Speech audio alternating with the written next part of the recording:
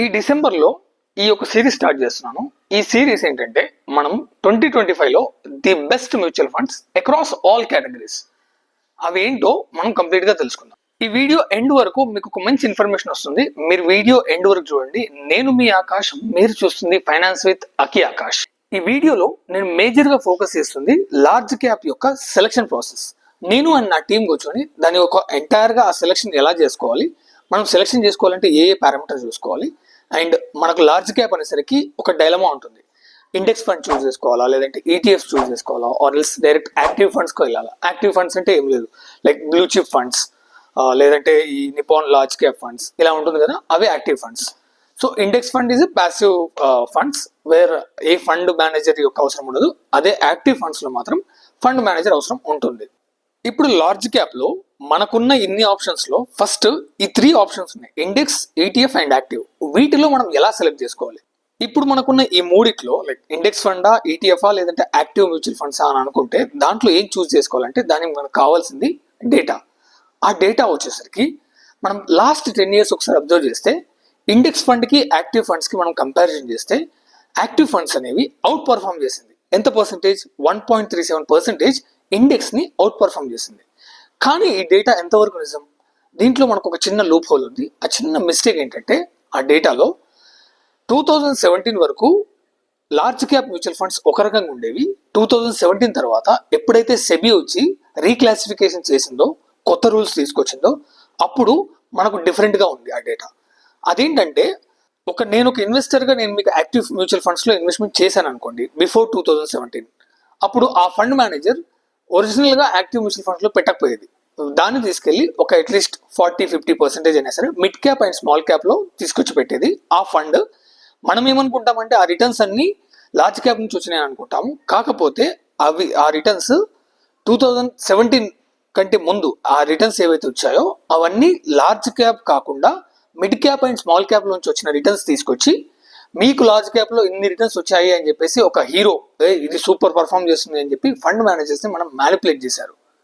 దీన్ని కంప్లీట్ గా అవాయిడ్ చేయడం కోసమే సెబీ అనేది ఈ న్యూ రూల్ తీసుకొచ్చింది. అదేంటంటే లార్జ్ క్యాప్ మ్యూచువల్ ఫండ్ అని ఒకసారి నువ్వు అనౌన్స్ చేస్తే దాంట్లో 80% అమౌంట్ ఏదైతే ఉందో నువ్వు అలొకేట్ చేసే అమౌంట్ 80% లార్జ్ క్యాప్కి వెళ్ళాలి. అంటే నిఫ్టీ 100 కంపెనీస్ 1 to 100 కంపెనీస్ ఏవైతే ఉన్నాయో 80% ఆఫ్ ఫండ్ మొత్తం అందులోకి వెళ్ళిపోవాలి. ఆ బ్యాలెన్స్ 20% ఆ ఫండ్ మేనేజర్ యొక్క టాలెంట్ చూపించుకోవచ్చు. డెట్ లో కానీ, స్మాల్ క్యాప్ లో కానీ, లేకపోతే మిడ్ క్యాప్ లో కానీ, ఎలాంటి దాంట్లో అయినా సరే పెట్టుకోవచ్చు.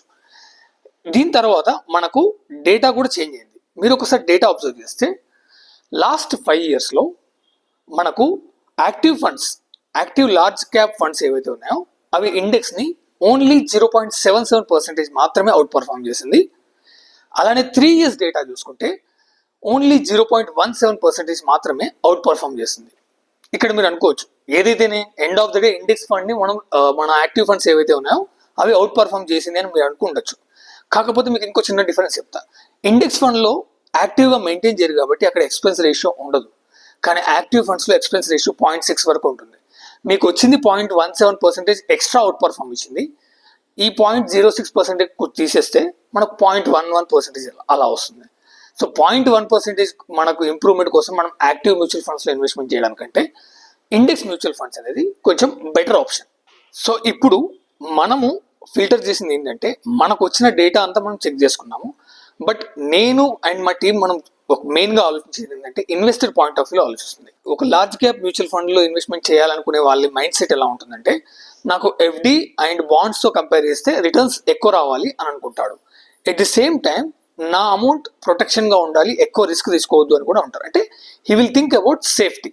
సో ఈ సేఫ్టీని and FD and at the same time bonds యొక్క రిటర్న్స్ ని వాటికంటే ఎక్కువ అవుట్ పర్ఫార్మ్ చేయాలనే మైండ్ సెట్ ఉంటుంది. కాబట్టి దాన్ని బేస్ చేసుకొని అండ్ ఈ ఇయర్ ఈ పర్టికులర్ 2025లో ఏదైతే మనం చూస్ చేసుకుంటున్న బెస్ట్ లార్జ్ క్యాప్ ఏదైతే అనుకుంటున్నామో అది నథింగ్ బట్ ఇండెక్స్ ఫండ్స్. మనం చూస్ చేసుకోవాల్సింది ఇండెక్స్ ఫండ్స్ మాత్రమే, అదర్ దాన్ కంపారిటివ్ వేరే ఏవైతే లార్జ్ క్యాప్స్ ఉంటాయో వాటి గురించి. మీరు అనుకోవచ్చు అరే 20% ఎక్కువ అక్కడ మనకు వేరే రిటర్న్స్ వచ్చే చాయిస్ ఉంటుంది కదా అని. దానికన్నా మనం వేరే కేటగిరీకి వెళ్ళి మనం ఇన్వెస్ట్మెంట్ చేసుకోవచ్చు. అండ్ మీకు నెక్స్ట్ 2-3 days లో ఈ వీడియో రాబోతుంది, దాన్ని కూడా మీరు చెక్అవుట్ చేయండి. బట్ ఇక్కడ ఈ ఇయర్ మనం చూస్ చేసుకునే ఫండ్ వచ్చేసి లార్జ్ క్యాప్ పర్స్పెక్టివ్లో ఓన్లీ ఇండెక్స్ ఫండ్స్. సో మనకు ఇండెక్స్ ఫండ్స్ తీసుకోవాలని అనుకుంటున్నాం, బట్ ఇండెక్స్ ఫండ్స్లో మనం ఏది సెలెక్ట్ చేసుకోవాలి? దాంట్లో 2 రకాలు ఉంటాయి. ఒకటి market cap weighted index funds, next equal weighted index funds. ఇవేంటంటే ఫర్ సపోజ్ మన నిఫ్టీ 50లో ఉన్న ఇండెక్స్ ప్రకారం దాంట్లో మనకు వెయిటేజ్ ఉంటుంది. ఇక్కడ మీరు స్క్రీన్ పైన చూసుకుంటే రిలయన్స్కి అండ్ హెచ్డిఎఫ్సి బ్యాంక్, ఆ తర్వాత ఐసిఐసిఐ బ్యాంక్ ఇట్లా లైన్గా ఒక పర్సెంటేజ్ ఇచ్చారు, 13% అని 11% సంథింగ్. ఆ పర్సెంటేజ్ ప్రకారంగానే మీరు ఏదైతే ఇన్వెస్ట్మెంట్ చేస్తారో అది దానికి అలౌట్ అవుతుంది. అంటే ఫర్ సపోజ్ రిలయన్స్కి ఒక 10% ఉందనుకోండి మార్కెట్ క్యాప్ వెయిటెడ్లో.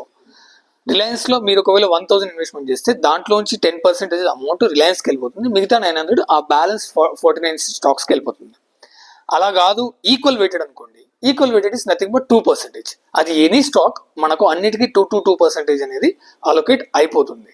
సో ఇదొక పద్ధతి. కాకపోతే ఇక్కడ మార్కెట్ క్యాప్ వెయిటెడ్ ఫండ్స్లో మనకు ఎక్స్పెన్స్ రేషియో స్లైట్లీ హై ఉంది కంపారిటివ్లీ ఈక్వల్ వెయిటెడ్ ఫండ్స్. మనము చూస్ చేసుకుంది ఇక్కడ ఏంటి అంటే మనకు ఇండెక్స్ ఎలా రన్ అవుతుందో, ఇండెక్స్ ఎలాంటి రిటర్న్స్ ఇస్తుందో అలాంటి రిటర్న్సే కావాలనుకుంటున్నాం కాబట్టి ఈ ఈక్వల్ వెయిటెడ్ దాంట్లో మనకు అలాంటి సేమ్ రిటర్న్స్ వచ్చే చాయిస్ ఉండదు. ఎందుకంటే ఇండెక్స్ ఏవైతే ఉందో నిఫ్టీ 50 ఇండెక్స్ ఏదైతే ఉందో అది రిలయన్స్, హెచ్డిఎఫ్సి స్టాక్స్ ఒకసారి ఆ పర్టికులర్ ఇయర్లో మూవ్ అయితే మనకు మంచి రిటర్న్స్ ఇస్తుంది, మూవ్ అవ్వకపోతే అదే రకంగా రిటర్న్ ఇస్తుంది. సో ఆ రిటర్న్స్ని కన్సిడర్ చేసుకొని we're picking market cap weighted funds. And దీంట్లో కూడా మనకు మార్కెట్ క్యాప్ వెయిటెడ్ ఫండ్స్లో మళ్ళీ అండ్ దీంట్లో టైప్స్ ఉన్నాయి. అదేంటంటే నిఫ్టీ 100 ఉంది, నిఫ్టీ 50 ఉంది. ఈ పర్టికులర్ కేటగిరీ ఇప్పుడు ఈ 3 కేటగిరీస్ ఏవైతే చెప్పానో దాంట్లో మనకు నెంబర్ ఆఫ్ మ్యూచువల్ ఫండ్స్ ఉన్నాయి. అందులో మనకు ది బెస్ట్ అన్ని ఫిల్టర్స్ చేయగా మనకు మిగిలినవి 55 కేటగిరీస్, మొత్తం 55 నెంబర్స్ వచ్చాయి. మీకు అట్లీస్ట్ 1 to 2 ఫండ్స్ అనేవి నేను సజెస్ట్ చేయాలి. అండ్ ఈ సజెషన్ మీకు నెక్స్ట్ వచ్చే వీడియోలో చెప్పబోతున్నాను.